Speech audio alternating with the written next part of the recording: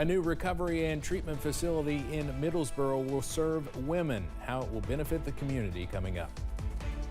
And the second annual Cruising with Cruisers car show will roll into one town this weekend. How this event helps you be a part of the troopers' efforts to buy Christmas presents.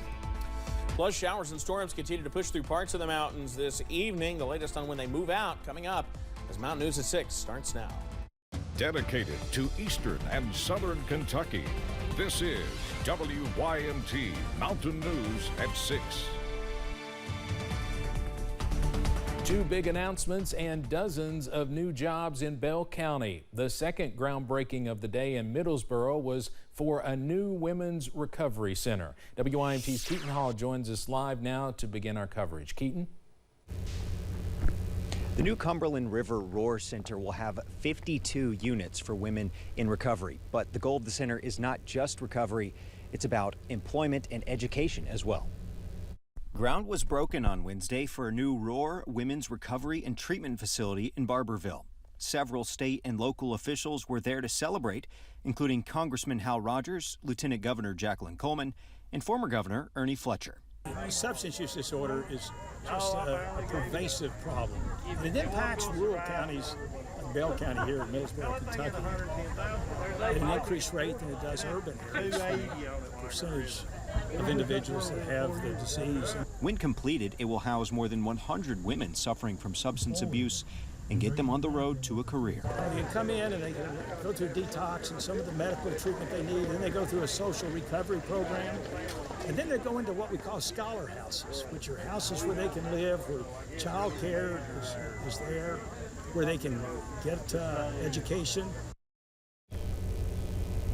The Scholar Houses are in partnership with Southeast Community and Technical College. They will also be providing the education for the women in recovery. Steve. All right, Keaton, thank you very much. We'll have more on this at 11. That project will also add 26 full-time jobs in that area. Another big groundbreaking ceremony was held earlier in the day for a $12 million steel manufacturing company called Flash Steelworks. WYMT's Olivia Calfee has more on that company and what it will offer in Middlesboro. Flash Steelworks is bringing a low-cost flash technology to Eastern Kentucky. The company produces the highest overall performing metal for energy efficiency improvement in armor, architecture, agriculture, and more. Many local and state officials gathered to celebrate this new addition to the region. It's a game changer. I mean, to be able to produce raw product in southeastern Kentucky like steel, and the companies that are going to come to get close to that raw product, I mean, the potential's, unimaginable, quite frankly. Congressman Hal Rogers says the job opportunities coming along with this company will be great for the people in Eastern Kentucky. Well, they're good paying jobs, obviously. They will also buy local products. And the wage scale of these employees is quite high. And Lieutenant Governor Jacqueline Coleman also spoke at the event today, saying it was a great day to celebrate all that is coming to Middlesboro. Today is a great day, and we're so excited to be here to break ground on a steel facility that is projected to create 100 good paying jobs right here in Middlesboro and Bell County. Over the next 15 years, the company is projected to create 250 new full-time jobs. In Bell County, Olivia Calfee, WYMT Mountain News. At that groundbreaking today, Lieutenant Governor Coleman announced $1 million in Appalachian Regional Commission funding will aid in the construction of that facility. The Kentucky Transportation Cabinet says a new access road from Highway 15 to the Wendell Ford Airport in Perry County is in the works.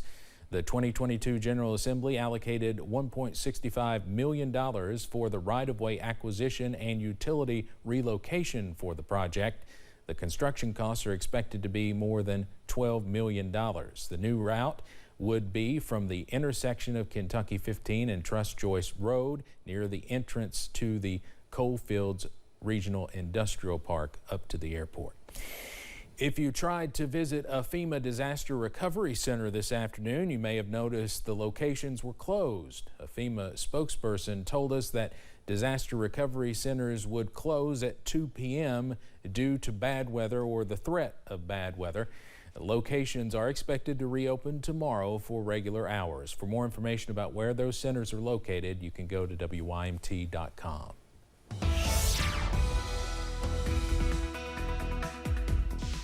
And continuing to watch, plenty of cloud cover work into the region at the moment. We're watching showers and thunderstorms, some severe, out to our west. A look outside from our front door at the moment has it all quiet. Just a few clouds out there from our front door here at WYMT, and we will continue to see temperatures warm. 73 the current reading here in Hazard. The dew point's at 57. That's not quite Gulf of Mexico moisture, but it is more moist than you would think we would be at this hour. Level 1 marginal risk for severe weather in place for everybody heading through the evening hours, at least our western half of the region. Watching a few showers, maybe some rumbles of thunder across portions of the Cumberland Valley right now, but we are for the most part dry. We continue to watch, though, more showers and even thunderstorms developing out to the west. A big time line of thunderstorms just blew through Nashville, Tennessee. So we'll continue to watch the potential for more showers and storms through the evening hours, and we'll have the latest on if any of those could be severe coming up in a few minutes. Steve? All right, Evan, thank you. Kentucky State Police Post 13 in Hazard will host its second annual Cruising with Cruisers car show. It will take place this weekend at the old Whitesburg High School campus. Trooper Matt Gayhart says the cruise-in raises money for Shop with a Trooper so they can buy Christmas gifts for kids. Last year, the event raised $11,000.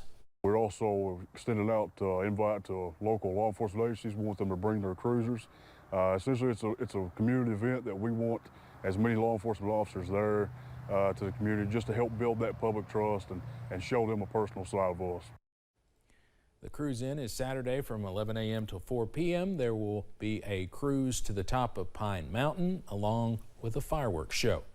The Williamsburg Police Department is welcoming a new leader. In September, Jason Cottle was appointed as interim chief after former Chief Wayne Byrd retired. On Monday, Cottle was officially appointed as chief.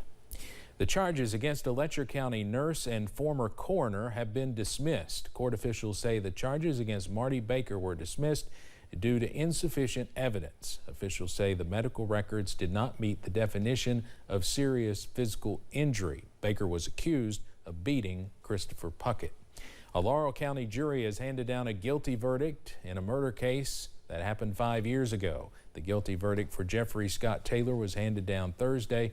In March of 2017, he was arrested for the murder of Shannon Vaughn Saylor. She was found dead in Clay County. At the time, Taylor and Saylor were reportedly in a relationship. Police say he hit her with a rock, killing her.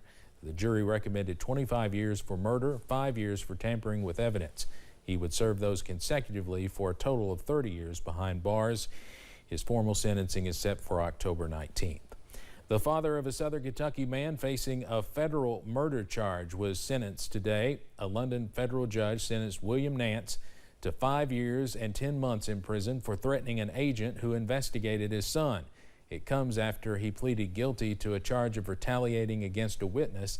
Nance is the father of Daniel Nance. Daniel is charged with the murder of his girlfriend, Jerry Johnson, in Whitley County. Police say he shot and killed her in 2019. She was 7 months pregnant at the time. The baby was delivered, but later died.